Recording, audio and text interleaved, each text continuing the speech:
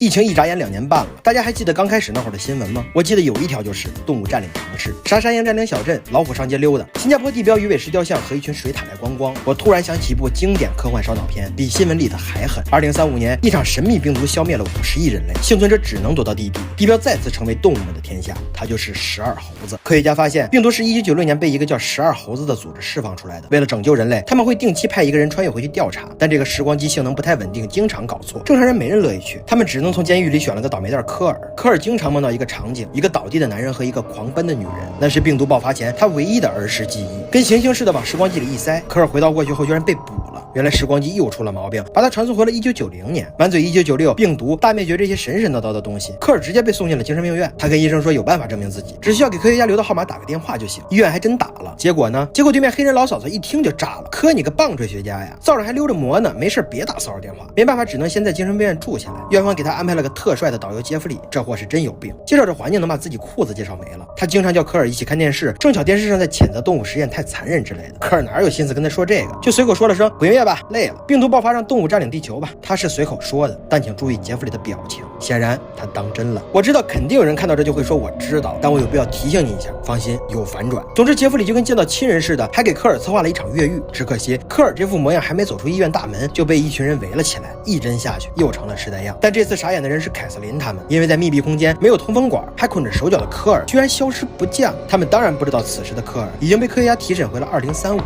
捆起来给他听了一段1996年的录音。注意，这段是个重要线索。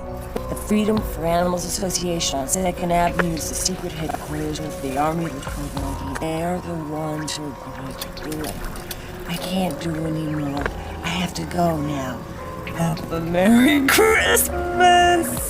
Did you or did you not make this call? 注意留神这个科学家，记住他的脸。这个电话当然不是科尔打的，他都没去过1996年。科学家又给他看12猴子的相关资料，没见过，没见过。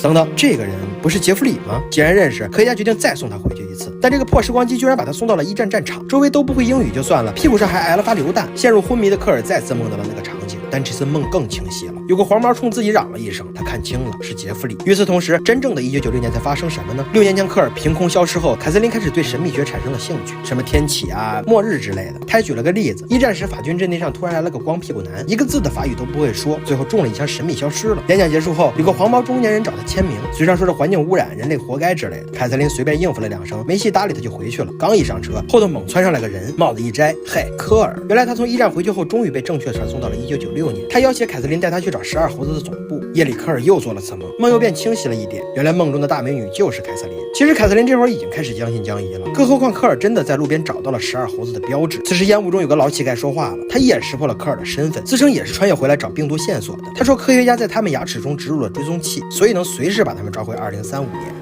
And I fooled him, old buddy.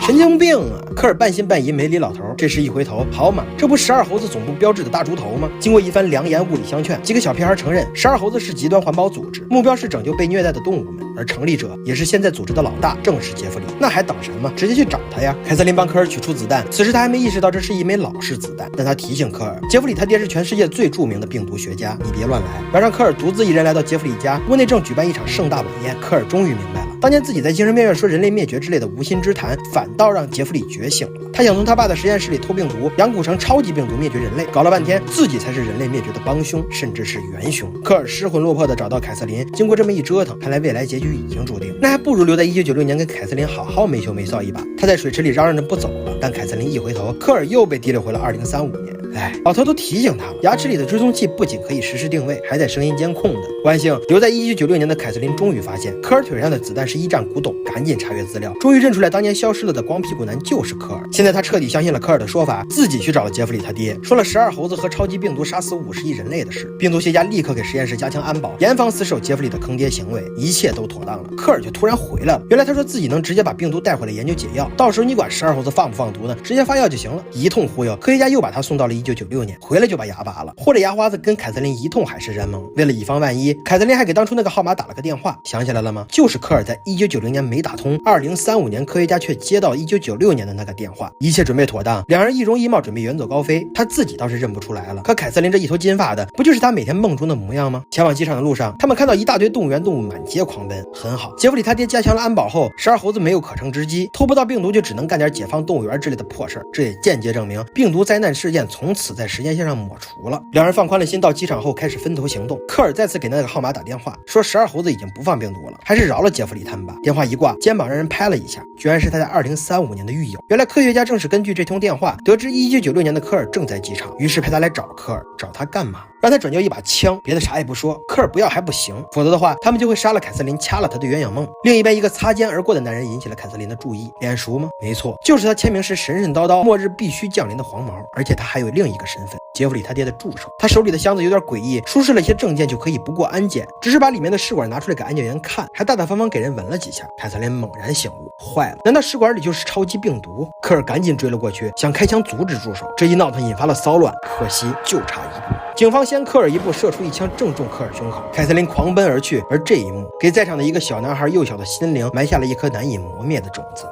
他就是小时候的科尔，他每天梦到的这个童年阴影的死者就是他自己。此时助手已经顺利登机，你看他旁边的这位是谁？是的，2035年的女科学家。此时她只说了一句话 I'm an insurance。 这句话有很多种解释，我个人倾向于是我是一道保险，甚至应该是我是最后一道保险。先说一下影片整体吧，时间旅行、蝴蝶效应、灭世病毒、末世图景。作为一部1995年的电影，难怪12猴子在当年那么震惊世人。而在超出现实意义的时空穿梭和病毒灭世的设定外，12猴子在影片中加入了疯人院和梦境来营造幻觉氛围，也会让电影出现几种解读。第一种，这一切其实是科尔精神分裂后的幻想，在自己的臆想世界里经历无限循环，因为众多疯人院中的细节都可以在未来世界里找到对应的影子。比如精神病院的检查仪器跟未来的时光机极其相似，精神病院入院的消毒浴从时空旅行回基地的消毒情节如出一辙。他在精神病院看的是动画片，穿的是卡通拖鞋，而他回到未来后，科学家给他盖的也是卡通毛毯。这些一一对应是否能证明这一切只是科尔的幻想？第二种，12猴子的主题是时间悖论和逆蝴蝶效应，因为电影中出现了几个嵌套的时间闭环，过去的改变尽管不会影响到未来的结局，但却会改变中间的过程。比如科尔在1990年的无心之说导致杰弗里成了病毒元凶，同样的，1990年的离奇消失让凯瑟琳开始研究神秘学，进而让他的粉丝，也就是杰弗里他爹的助手开始邪恶觉醒，成了新时间线的病毒元凶。而这两个闭环又嵌套在科尔童年阴影的梦境时间线中。我个人倾向于第二种，一个例证是电影开场第一幕是幼年科尔的眼睛，黑屏前的最后一幕同样结束于幼年科尔的眼睛，这证明故事本身就是符合梦境时间线的，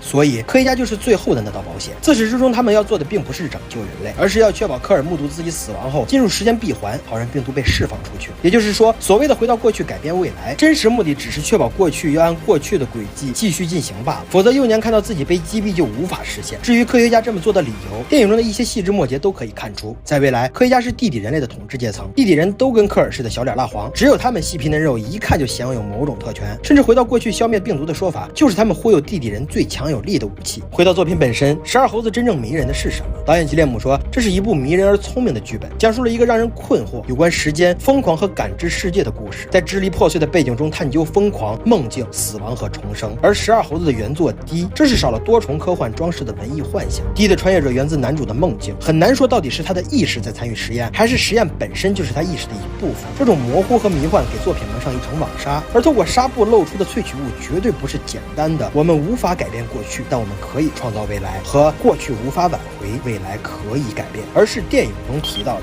Drink, for you know not whence you came, nor why. Drink, for you know not why you go, nor where. 正是因为在纵线时间轴上，我们所处终点的现状是可感知的，所以才对过去之因产生遗憾，对未来之果抱有幻想。可未来的真正迷人之处，正是它的瞬息万变和无法掌控。好了，我是剪辑之想哥，如果你喜欢这个故事，记得点赞、关注、双连，我们下期再见。